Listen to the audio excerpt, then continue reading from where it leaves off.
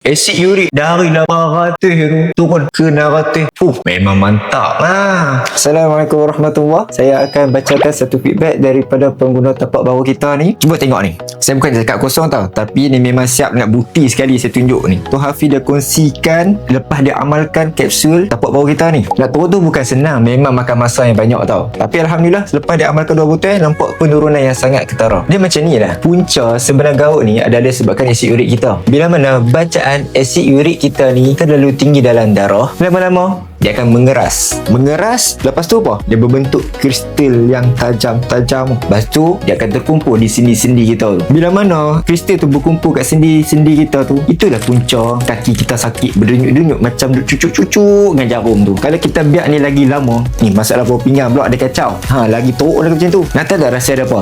Rahsia tu Hafiz senang dah. Dia amalkan dengan ni je, tapak bawah kita ni je. Sebab tapak bawah kita ni memang reka khas untuk orang yang mengalami masalah penyakit gaut kita. Apa ni Aisyah? Tapak bawah kita ni menggunakan 100% herba semula jadi yang diekstrak daripada kulit kayu otak. Kulit kayu otak ni senang cakap lah, memang sangat sesuai lah untuk orang yang memiliki masalah penyakit gaut. So kalau kita amalkan setiap hari, insya-Allah kita punya bacaan kita turun, kristal kita pun dah hancur. So kaki kita pun dah tak rasa sakit macam dulu, insya-Allah. Kalau hampa nak bacaan turun macam tu Hafiz kita ni, hampa boleh dapatkan sekarang tau. Sebab sekarang ni kita harga promosi lagi jimat, lagi berbaloi.